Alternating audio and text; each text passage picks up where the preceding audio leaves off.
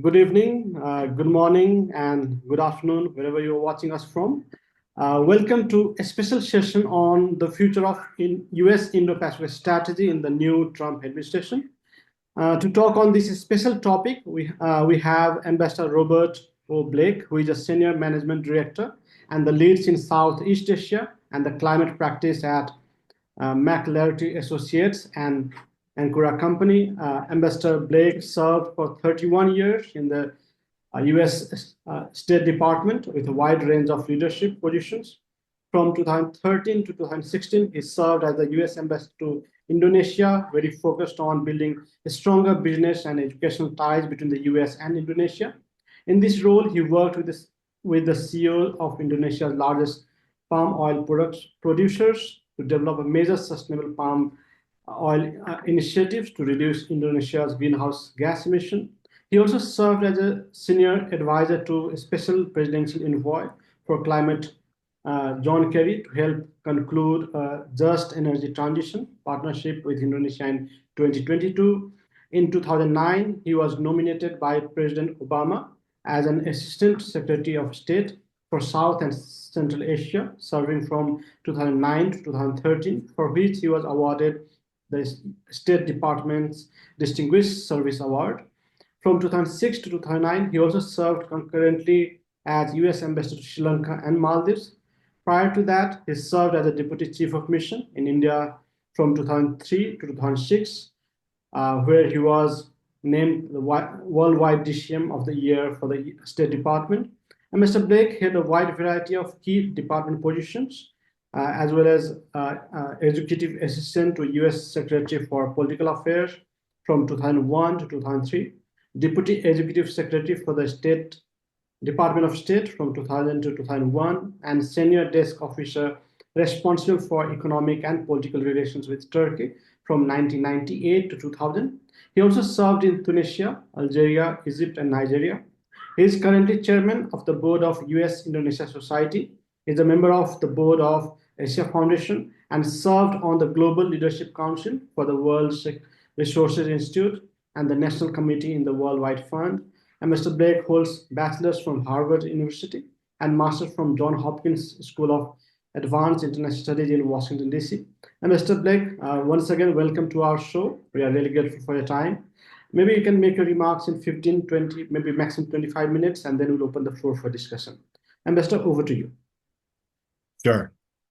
Well, first of all, thank you very much for inviting me today, and I really appreciate the work of the Nepal Institute for International Cooperation and Engagement. I know you've had a lot of speakers like Lisa Curtis and others, and so I'm glad to be part of that group. As was mentioned, I served as Assistant Secretary of State in charge of South and Central Asia for 4.5 years under the Obama administration. So I had the pleasure of visiting Nepal many times. And more recently, I came back in January of 2023 as part of a board delegation from the Asia Foundation. So it was great to reacquaint myself with Nepal and see several old friends. So let me use my time to talk briefly about the dramatic changes that President Donald Trump is making to U.S. foreign policy, and then what those mean for Asia and for Nepal. Donald Trump, in just over a month and a half, has made, again, quite dramatic changes that are redrawing the contours of the post-World War II order, including America's network of alliances and our participation in key international institutions. So far, the biggest change that we have seen has been in our transatlantic relations. And I think a key marker there was when the new Secretary of Defense, Mr. Hegseth, made remarks to NATO where he told the Europeans that NATO will not be involved in any future peacekeeping force in Ukraine, that the Europeans would have to pay for and staff such a force, and that no American troops would be part of that operation. This, of course, marked an abrupt reversal of post-World War II bipartisan American policy. and essentially put Europe on notice that they are now on their own because America is now principally concerned with its own borders and with China and the Indo-Pacific more broadly. Uh, the president has also made a number of other very, very important changes. Number one, President Trump has launched a wide series of tariff measures on key trading partners, including most recently steel and aluminum measures. And as you have seen, the Chinese, the EU, Canada, and others have hit back with retaliatory measures that will certainly hurt U.S. agriculture and other exporters. And the big question on the trade front is how long these trade wars are going to last, because they've already had quite a significant impact on the U.S. stock market and on consumer confidence in the United States. And over the medium term, they will likely increase inflation, which of course was one of President Trump's primary goals to reduce as when he was campaigning last year for the presidential election. Secondly, President Trump has shown that he has really little regard for principles of international sovereignty, as shown by his threats regarding Greenland, the Panama Canal, and several other issues. Third, he has so far apparently little regard for what is America's single largest strategic advantage over China, which is our network of alliances around the world. In addition to his threats to NATO itself, the organization, he's imposed tariffs on our NATO ally, Canada, and has said that Canada should become the 51st state of America. And a prominent advisor of President Trump, Peter Navarro, has said publicly that the United States should expel Canada from the Five Eyes intelligence sharing arrangement. So these kinds of moves are really unprecedented. Trump is also pulling the United States out of international institutions. You've already seen that he's withdrawn the United States from the World Health Organization, but also from the global climate process, the Conference of Parties. So the United States will not be attending the next COP meeting in Brazil in November, and nor will we be providing climate finance anymore to the world. And advisors of President Trump have also mooted the possibility that the United States might even withdraw from some of the Bretton Woods institutions like the IMF and the World Bank, but that remains to be determined. So all of you might ask, what is behind all this? And let me answer that in four ways. First of all, Trump has long believed that the Europeans are not spending enough on their own defense, and that they have been relying too much on the American security umbrella. And that's why he's pushed NATO countries to raise their defense spending as a percentage of GDP from the current 2% target to 5%, which of course would be a very substantial increase. The United Kingdom already has announced very large cuts in its development assistance programs in order to increase its defense spending. And I think many other NATO countries are likely to do all and other developing countries. On the trade side, President Trump wants to encourage more manufacturing in the United States and bring back a lot of that manufacturing that has been offshored. And he also wants to counter what he sees as unfair trade practices by countries, for example, that subsidize their exports and therefore harm the ability of U.S. companies to compete fairly in international markets. Third, President Trump just admires strong leaders like President Putin, Xi Jinping, Viktor Orban, and others. Fourth, some commentators say that Trump's ultimate ambition appears to be to push Ukraine and Russia to reach a peace agreement. And you saw, of course, that Marco Rubio was in the Gulf yesterday, and there's been some progress on that front. And that would be part of a wider agreement that eventually could allow Russia to sell its oil again on international markets. And that in turn would drive down the price of oil, which of course would help inflation in the United States and many, many other countries. And by the way, there's also reports that Trump wants to strike a deal eventually with Russia and China, whereby all three countries would agree to dramatically reduce their defense spending. And in the United States case, that of course would help a lot with our budget deficit. So there are a lot of different factors at play here. So what does all this mean for the Asia Pacific? On the one hand, I think it's very good news that Trump and his team recognize that it is Asia more than Europe that has the world's largest populations that are still growing and the most important markets for us for the next 30 years. It's important to note that on Secretary Rubio's first day in office, he met with the foreign ministers of the Quad countries, that is, US, Australia, India, and Japan. And the Quad joint statement that was issued after that meeting referenced the commitment of all four countries to, quote, strengthen a free and open Indo-Pacific where the rule of law, democratic values, sovereignty, and territorial integrity are upheld and defended, unquote.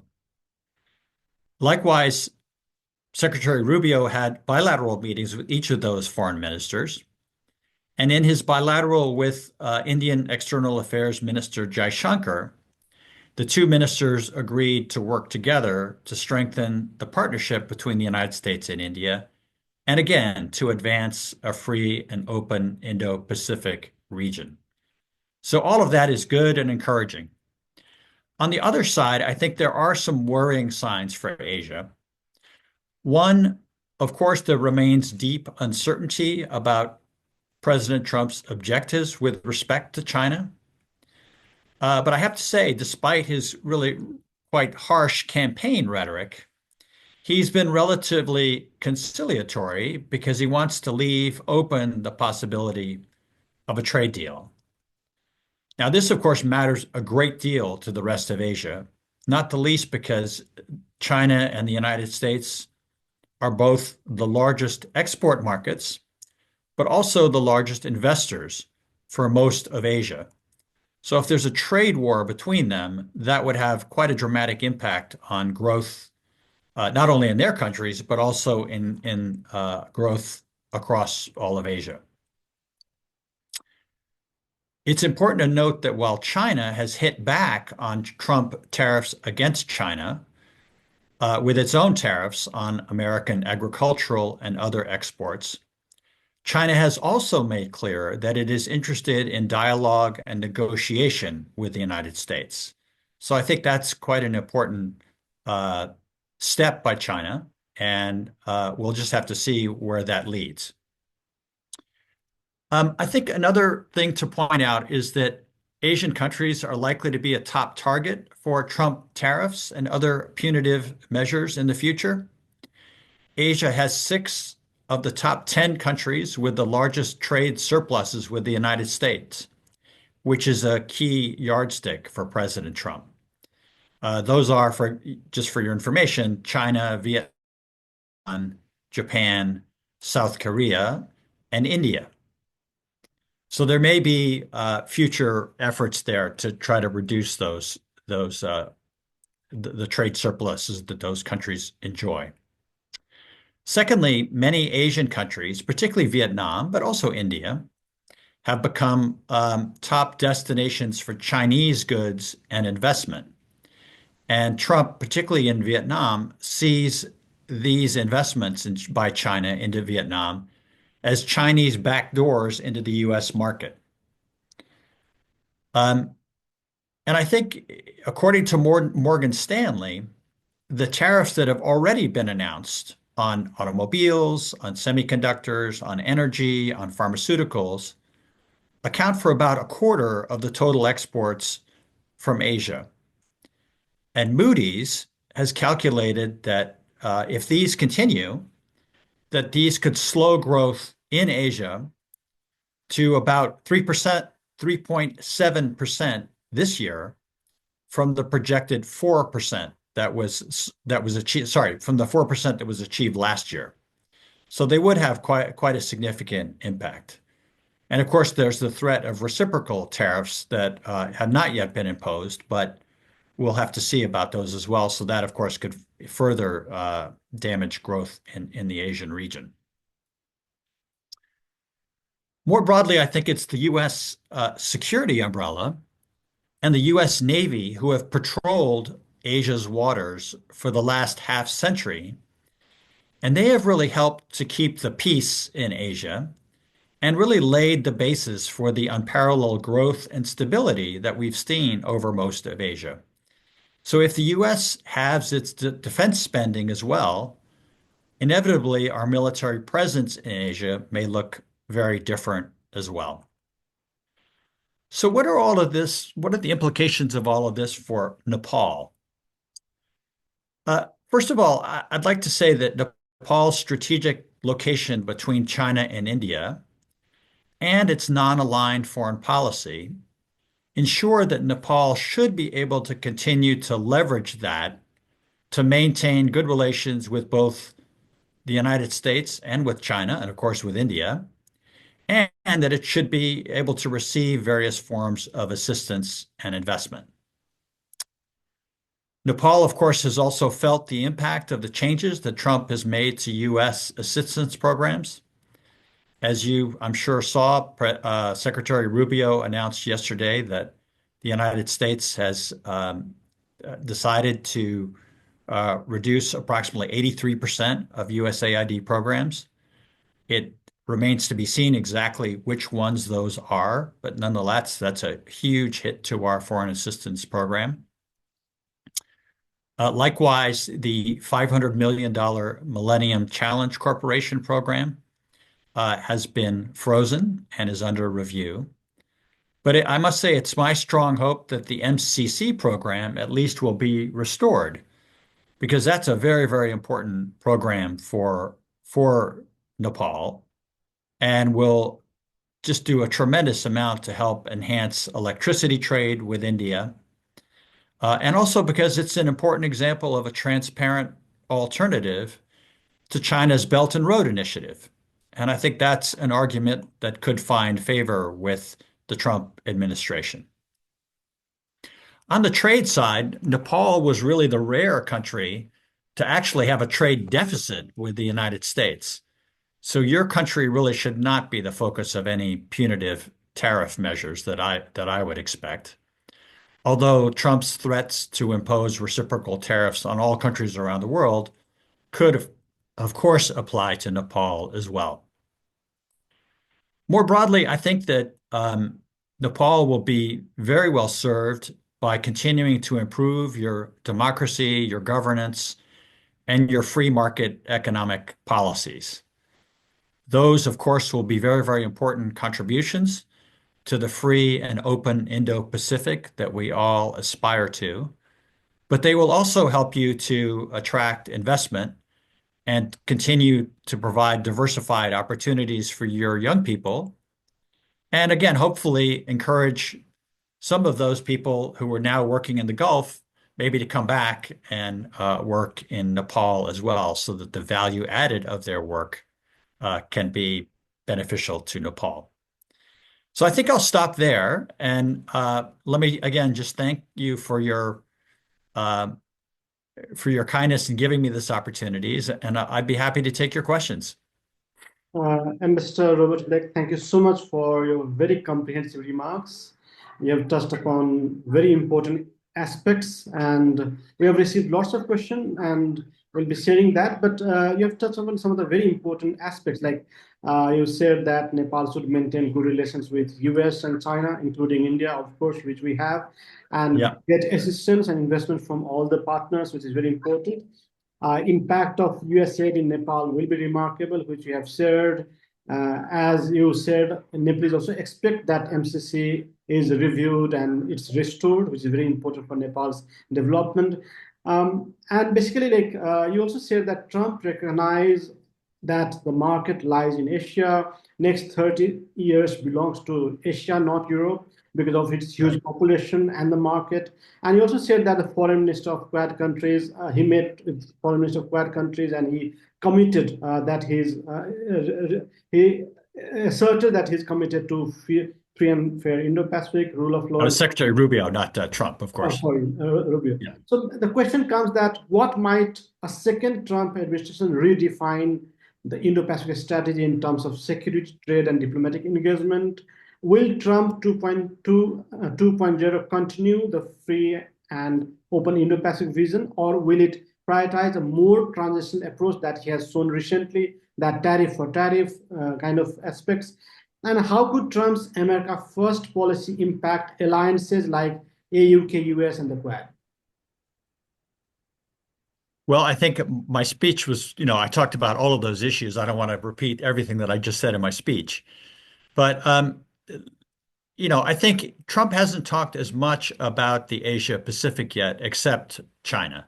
He's been very, very focused on that and very, very focused on, in the first months of his administration, working on the Ukraine issue, trying to get a peace deal between the Ukraine and Russia. And then secondly, his negotiators have been very active in trying to find a peace deal in Gaza. And as you've seen, there have been press reports that there may be soon an announcement about a potential ceasefire in Gaza, and which would also allow for the release of more hostages. So he is trying to, again, address some of these very important, hostilities that are taking place and reduce those first, while, again, enacting a lot of the trade measures that I talked about. I do think more broadly that the president is committed to a free and open Indo-Pacific, but he will certainly continue to pursue his efforts on the tariff front to, again, combat what he sees as unfair trade practices by China and other countries, and do everything he can to try to onshore more manufacturing and encourage more foreign investment into the United States. Those are things that were very much a part of his campaign. So, for example, you saw just recently he announced steel and aluminum tariffs that have gone into effect. And just this morning, various partners, the EU and others, announced retaliatory measures on steel and aluminum. Steel and aluminum is really important because, of course, the steel sector in very important states like Pennsylvania, that was a very big issue in the campaign. And so he wanted very much to honor the commitments that he made during the campaign. On the defense front, I think that President Trump is going to continue to, I think, hopefully continue security assistance, and certainly will continue to counter what he sees as aggressive moves by China in the South China Sea. Already, you've seen some actions taking place in the Philippines, and you saw quite a strong statement by Secretary Rubio after those, again, pledging to defend the Philippines and honor our obligations with that important country. So I think we're going to continue to see those kinds of actions to counter Chinese aggression. It's less clear what the president's going to do about, for example, the Belt and Road Initiative. Are we going to continue some of these big programs like the Millennium Challenge Corporation programs, like programs under the Development Finance Corporation? We'll just have to see. My hope is that he does. Those are very, very important development programs, but also, of course, they help American companies. So I think there's a good case to be made there. With respect to AUKUS, again, I think he, in those same meetings at the Quad that I mentioned earlier, Secretary Rubio also, of course, had a bilateral with Australian Foreign Minister Penny Wong. And the readout from that meeting also stressed that they would continue to work together to strengthen the AUKUS agreement and strengthen the Quad. So So I do think that our relations with Australia are likely to be stable, and that again the Trump administration is likely to remain committed to the AUKUS partnership.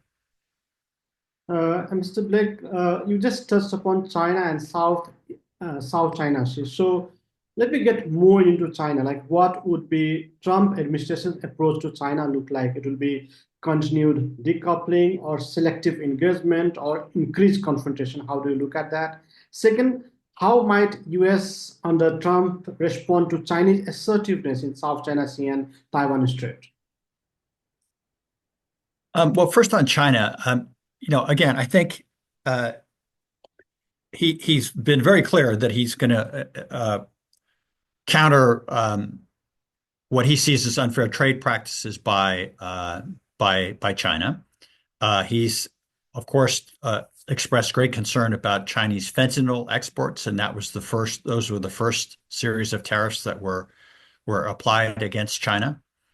I think there's been some progress there, but obviously not enough. But again, I think what the conclusion I've taken away from this is that he's leaving open the possibility of a big trade deal. As you say, he is quite transactional. He would like to see a big trade deal. There's talk of a bilateral meeting between the president and Xi Jinping. So I don't think he wants to take anything that's so harsh that it could harm the potential for such a deal. So I think both sides have been relatively conciliatory on that front. Again, on the military front, I don't see that there will be any change. I think there will continue to be strong pushback by any efforts by China to assert itself and to again attack the Philippines or any of our other friends in that region. Likewise, in Taiwan, I think obviously the Chinese have taken careful note of what's going on in Ukraine, but there are a lot of very strong Taiwanese supporters in the American government and in the administration. So I think Xi Jinping will think carefully before taking any military action. There may be, you've seen already, all kinds of exercises and other things that fall short of an actual military action. But so I'm not too worried about right now about any kind of, again, effort to take over Taiwan. I think both countries, again, are focused on a potential meeting between the two countries and potentially agreeing to some sort of big deal between the two countries. Mr. Black, thank you so much. Let me read another question, like how might Trump's approach to restructuring federal agencies affect the efficiency and accountability of US government, and what global impact could it have? Well, this is a subject of great controversy in the United States because the efforts of Elon Musk and his Doge team have been quite untransparent. So people don't really know what they're doing. And a lot of what they've announced is not entirely clear, how they made those decisions. And of course, there's been a lot of pushback. There's been a lot of concern, a lot of cases that have been brought in the U.S. courts against many of these actions. So many of these are under review by the courts. And likewise, there's concern in Congress that Doge is infringing on their rights to determine funding levels for all of the various U.S. government agencies. So there's been some pushback on that. But I think one of the interesting stories here in the United States is how little Republican members of Congress have said publicly about all this, even though they certainly have their concerns, because of course they're worried that President Trump might try to primary them in their next elections, or that Elon Musk might provide financial support to opposition members. So he's used those tactics to kind of keep Republican opposition in line. So we'll just have to see. A lot of this is still to be determined, and again, subject to court decisions and subject to what decisions Congress makes. But there's no question that there are going to be very, very significant cuts to many of these agencies, including the U.S. Agency for International Development. As I said, Secretary Rubio announced that 83% of the programs uh, of USAID are going to be cut, and then the remaining programs will be folded in under State Department authority. Again, a lot of that is still subject to challenge in the courts, so we'll just have to see how that all plays out. But I would anticipate quite substantial cuts, and of course that impacts Nepal. I think we have 120 million or so in assistance to Nepal, and so that's under review. Um, I remember from my visits, our aid program is one of the longest standing programs that we have with any country in the world. I think it's 75 years more. And so I would very much regret to see those programs come to an end. I think they've been very, very beneficial to Nepal. And again, I'd be sorry to see those ended. Uh, Excellency, thank you so much. You have quietly raised that Nepal has started to receive U.S. assistance much before the birth of USAID, and it's very remarkable. We have received lots of questions on the impact of USAID on Nepal and many South Asian countries, especially Bangladesh Yeah. and Sri Lanka. We'll come to that, but let me come to ASEAN. Like, how would U.S. policy under Trump impact ASEAN's centrality and its role in the regional security framework? That is one. Second, could a Trump presidency lead to a more isolationist US foreign policy, leaving room for China to expand its influence? Is another. Sure. Let me talk about ASEAN a little bit. I think first, just an important point to make is that um, one of the things I often tell audiences that I speak, particularly in the United States, about ASEAN is that as we look ahead to the next 30 years, um, the two regions that are really going to drive global growth are number one, India, and number two, ASEAN. And ASEAN is really growing very, very fast. They've benefited from a lack of any kind of political and military problems. And so there's been tremendous growth in the ASEAN region. And I expect that to continue because the average age in the ASEAN countries is relatively small, relatively low. So we're going to see that ASEAN is going to continue to be, again, quite an important pole of growth and pole of opportunity for American companies and indeed for the whole world. And so you've seen, for example, India's Act East policy, and they certainly want to leverage that as well. And that's certainly very, very important. ASEAN, like everybody, is worried about what's going on in the United States. They're worried, again, because U.S. and China are their largest export markets and also their largest investors. Many of the ASEAN countries have these high trade surpluses that Trump is going to be likely to be focused on, particularly Vietnam. And so they are thinking about ways to address that preemptively before Trump takes any action against them. So looking at what major agricultural or military or other imports they could make to redress that balance a little bit. They're also looking at how they might reduce certain tariff lines that would make a great difference to American exports. So, for example, I think you saw that the Indians, before Prime Minister Modi visited with President Trump, reduced tariffs on Harley-Davidson motorcycles because that's a very important issue for President Trump. So, again, I think all countries are wise to do those kinds of things, and again, take some preemptive measures to try to ward off some of the more potentially punitive measures that the Trump administration might take. And then more broadly, I think all of the countries in ASEAN are looking for ways to send their leaders to meet with President Trump and again, have a bilateral dialogue, establish a personal relationship. That's certainly something that Prime Minister Modi has done with great success. He did that in the first Trump administration. And I think the good personal chemistry between Prime Minister Modi and President Trump helped India a lot.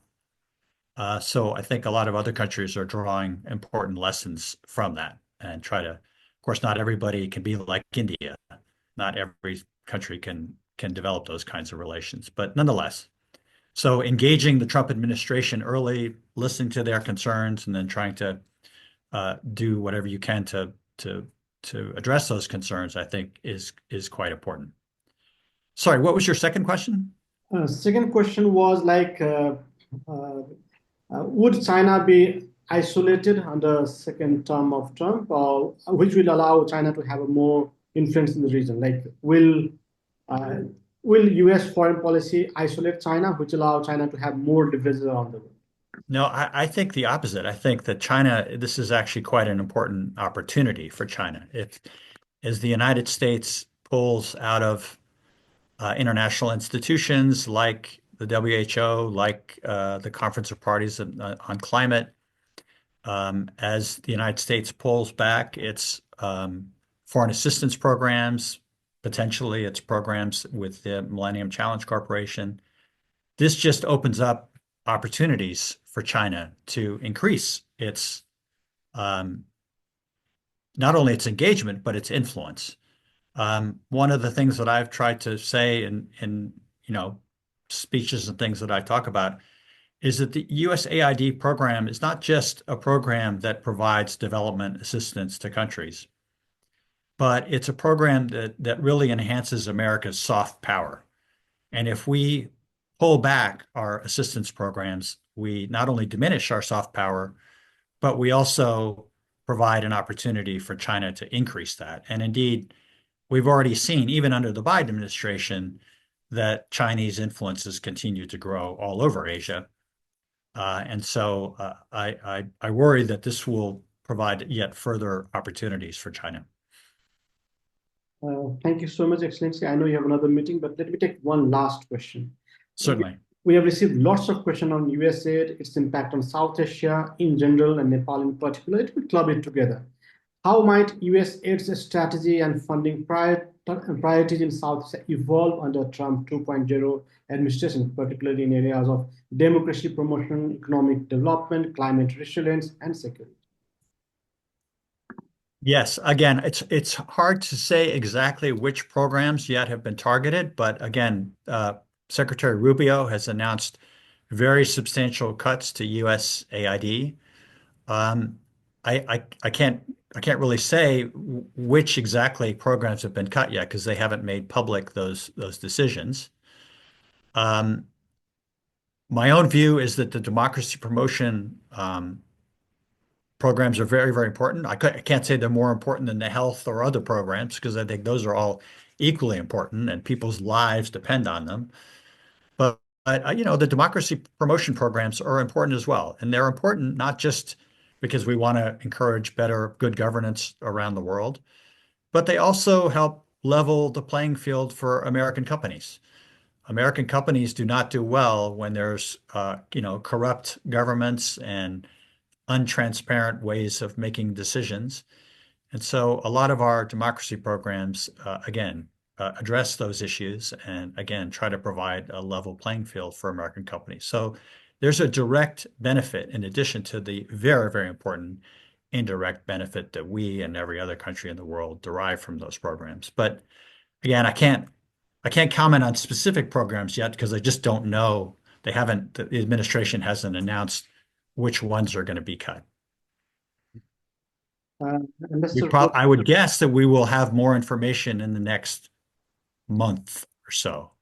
And again, we don't know which countries' programs are going to be cut by what amounts. So, I mean, I think some will certainly survive, but again, the amount of the cuts in each country remains to be determined. I can stay for another 8 minutes, so I'm happy to. So let me take a few more questions then. Sure, please. There are lots of questions on China, like how would Trump engage with China because it yet to be unfold. He has made enough statement on Europe and Russia, on India. He has made the prime minister, but Trump administration is still silent much on China apart from the tariffs. So how do you predict, like how is Trump going to engage with China during his second term? Yeah. Well, again, I think we've already talked about that a little bit, but again, he's already started to enact quite significant tariffs against China across a range of sectors. I think we're going to continue to see technology controls on strategic and sectors like semiconductors and things like that. Um, one potential area that where there may be some cooperation is on we want to the United States wants to reduce China's control over critical minerals. So I think there may be opportunities around Asia to do more to promote critical mineral partnerships. You've seen the Trump administration already talking about that in Ukraine, but many Asian countries have important critical minerals for the electric vehicle industry, for stainless steel, for many other, for wind, power, all kinds of things. And so that may be an opportunity. But again, I think Trump has taken some tough measures on China, but is still leaving open the possibility of a wider deal with Xi Jinping and again, potentially a meeting later this year at some point. So both sides have been careful not to close out that possibility. Let me come to NATO. Will the second Trump administration continue to challenge NATO members on burden sharing? And what could be the implication of transatlantic relations? And what is the future of NATO during Trump 2.0? Yes, as I already said in my remarks, this has been a very early focus of President Trump and his team. The president has long believed that, in his words, that Europeans are freeloading off the United States, that they are not carrying their share of the defense spending burden. In the first administration, as you know, he made a big point of uh, really coaxing all of the NATO countries to spend at least 2% of their GDP on defense spending. Uh, Not all of them have even achieved that yet. And now he's taken it a step further and said that they should all spend 5% of their GDP on defense, and that not the United States is really not going to provide the same security umbrella for Europe that is always traditionally provided.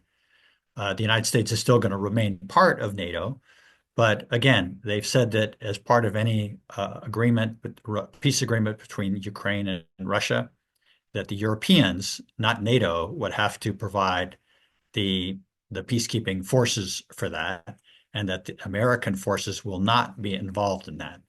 So that's a very significant change in our transatlantic relations and a very significant change in our relations with NATO. Um, but I have to say there has been progress. As you've seen, there was uh, apparently quite successful talks that Secretary Rubio chaired with the Ukrainian delegation in the Gulf the last few days, and they've agreed at least to a temporary ceasefire, which is good and important. So now the ball is in the Russian court to see what they're going to agree to and whether they're going to agree to start talks.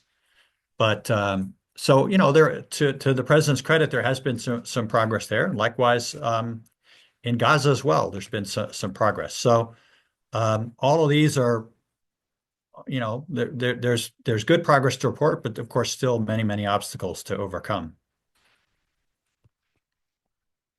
Thank you, sir. Let me take one more question because we have received lots of questions on Ukraine. So, actually, Please. what happened between Trump and Zelensky was quite shocking for many of us. So, how is the US policymakers reacting to it at the moment? And can Trump 2.0 continue to feel confidence among its partners and allies apart from after what happened then? Yes. So of course there was that rather disastrous meeting between Zelensky and Trump in the Oval Office. But I think Zelensky since then has moved to try to repair relations with President Trump and has expressed his regret. And again, I think that helped set the stage for some of the successful talks that took place in the Gulf. So I think again, things are in a better place now. I think there's still some tension between President Zelensky and President Trump personally, but again, I think President Zelensky wants to try to address that as much as he can. Um, so, again, there's been some progress. There's still a lot of really, really difficult decisions to make. One of the very important decisions for the United States will be what kind of security guarantees the United States provides as part of any deal, and whether we will continue to be involved in any way as part of if there's a peace agreement. I was happy to see that we have, as part of the announcement that was made in the Gulf, we have agreed to resume our security assistance, and we have agreed to resume our the provision of intelligence, which is something that really only the United States can do. And so that is also very, very important. So again, there's some recent positive trends, but still quite a lot of important things to do. And one important issue to watch will be what kind of security guarantees the United States provides as part of any longer term agreement.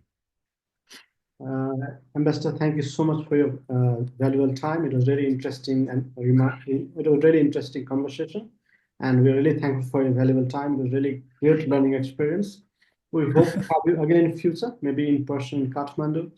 We'd also like to thank all our audience for the wonderful question. Thank you so much and have a nice day. Well, thank you. And I just want to say warm greetings to all of our friends in Nepal. I always have had such warm engagements every time I went to Nepal, and yeah, I'm so happy to see the progress that your country is making, and I hope that that will continue. And I hope that the U.S., the long-standing U.S. friendship and cooperation with your country will continue. We may have some bumps in the road, but I can assure you that there remains a deep reservoir here in the United States and a deep affection for your country in the United States. And, I meet so many people who served in the Peace Corps, who served in various American government positions, and all of them have such warm memories of working in Nepal and of all the friendships they established in Nepal. And so that will carry us a very long way. So again, thank you so much today for the opportunity, and hope we can talk again sometime. Thank you, Excellency. It was an honor to have you.